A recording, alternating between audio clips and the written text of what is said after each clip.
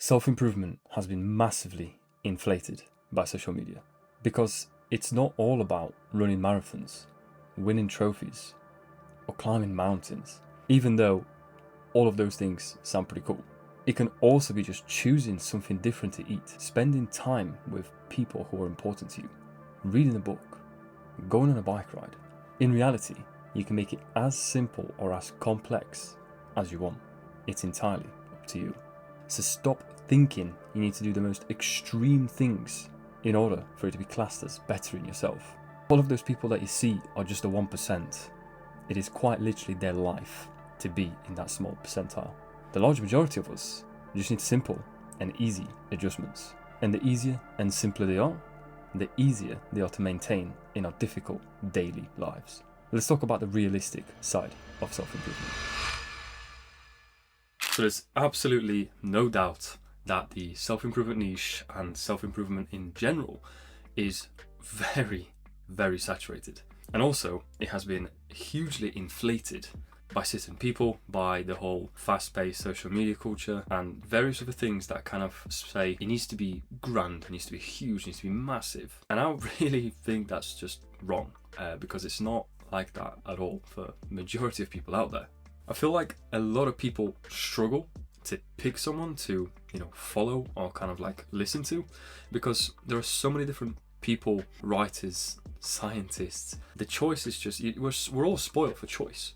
But I do believe that there's a way to narrow it down, because there's so much choice. You essentially get like a shopping list of your preferences.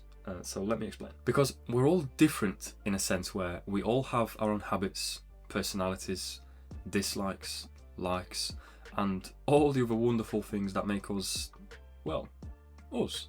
And the exact same principle follows self-improvement, and also the people that teach it. For me personally, my brain is this weird and wonderful vortex of everything going at 100 miles an hour, because that's what I'm like. I feel like I just can't stay still. I just have to go. Because whenever I sit back and relax, and essentially I'm not doing anything productive, I essentially just feel like I'm just a lazy piece of shit. And I can't help it. That's just who I am. Does it mean that I am? No, absolutely not. And neither is anyone else for doing that either. Because is it bad to sit back and relax because you've just had a long day at work and you just want to chill? Absolutely not. That's completely normal and okay to do, regardless of who you are, how much you do, and what your life is like. However, that just doesn't really work for me, because me personally, I resonate with somebody like, I don't know, David Goggins.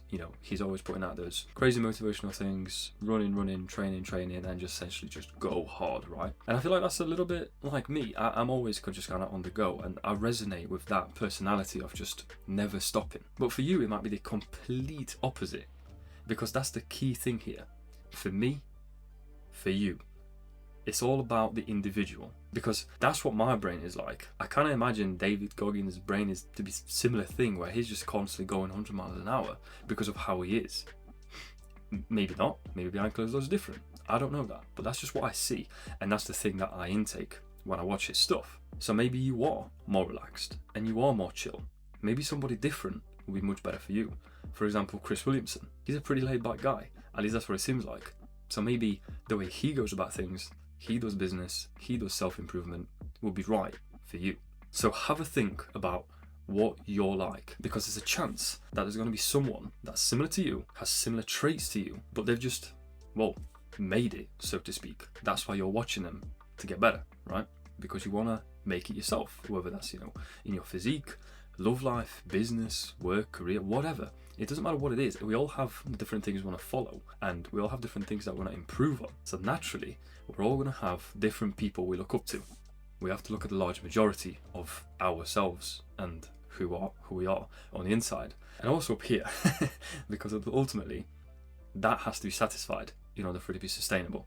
So that is why it's so important to choose the right person for you. And I think the right way of going about that is to essentially, mirror your personality traits out there. Who's out there that's in a position you want to be in that's similar to you? I think that's the key here. Focus on understanding the whole idea of this whole self-improvement thing, because we all do it for different reasons. We all do it with different goals in mind, and we all do it, well, mostly for ourselves, sometimes for others, but what we desire. Some of us are trying to work and create something, whilst others are simply trying to calm their minds, and they're trying to go in the opposite direction because they're just too stressed and they need to learn how to relax. Some are trying to just get more organised with their daily lives or just as a whole, whilst others are trying to learn how to let loose. We all have our reasons. And the way I see it, not a single reason is wrong either, because your reason might be fit for purpose for you, but your reason for me might be ridiculous. I might not need that or want that at all. And the same goes vice versa. My reasons could be ridiculous to you. So the whole idea is that none of them are wrong when you look at it from your own perspective.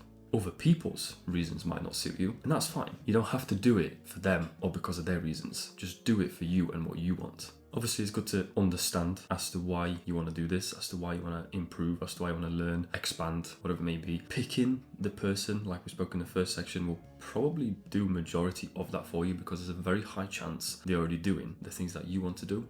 So obviously that way you're going to be able to follow a, let's just call it a path, a little bit easier, because you already have someone to look at and follow that's made to the point where you want to make it to as well.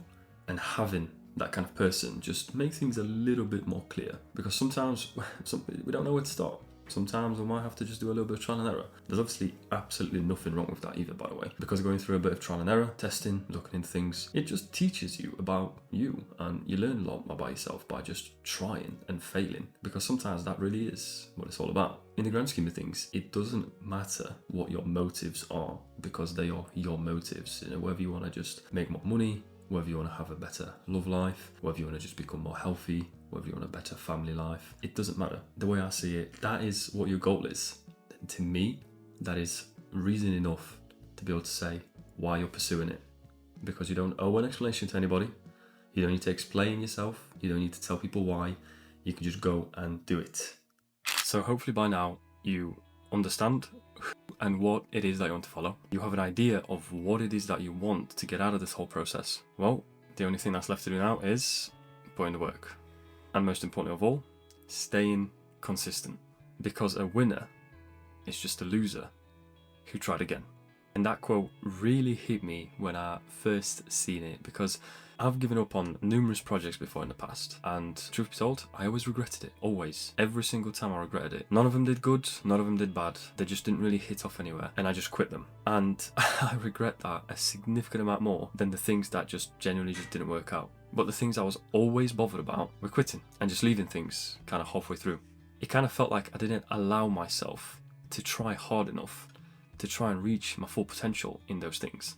So give yourself the opportunity to try, fail, lose out on money, lose out on sleep, whatever it may be, but just give it all that you can, because then you'll know it wasn't you, it just wasn't meant to be. Because all of these people that we see, look up to, listen to, watch, they've all done that. They've all failed, and tried again. Until something worked, something clicked. They found their niche, their product, their audience, whatever it is. They had to go through this process. Every single one of them did. That means we all have to as well. Whether that was by working 12 hours every single day, Monday to Sunday for 4 years straight, or by organising their life a little more and just getting more sleep and journaling and whatever. However it is that they've done it, it doesn't really matter. The process was down to the individual. And you'll find your process as you go along as well, because we all have this way of just doing things our own way. But the point I'm trying to make is that they all had to do it. Every single time you're going to hear people say that they wanted to quit, they wanted to give up, they just couldn't be bothered anymore. But it's only the ones that didn't are the ones that made it. So that is why, personally, I have made a vouch to myself that I'm always going to speak my mind, I'm going to say how I feel, and I'm never going to leave a project halfway through ever again. Those are the 3 things that I've promised myself, because not following those 3 things have cost me the most in the past, and I don't want that ever again in my life. So find your reason, find your motivation, discipline, whatever it may be, find that within yourself, and vouch to yourself to never break it again. Thank you very much for tuning in and watching this week's video. I hope you enjoyed it and learned something new. And if you have anything to say, please leave a comment. I'll be more than happy to have a chat with you or answer any of the questions you may have. Last week, we spoke about a pretty similar topic, but from a different angle. and it was all about feeling stuck in life and finding it difficult to figure out what you want. So I have a feeling you might resonate with that video after watching this one. So I hope I see you there. I'm going to leave that on the screen for you right here. As always, thank you, and bye-bye.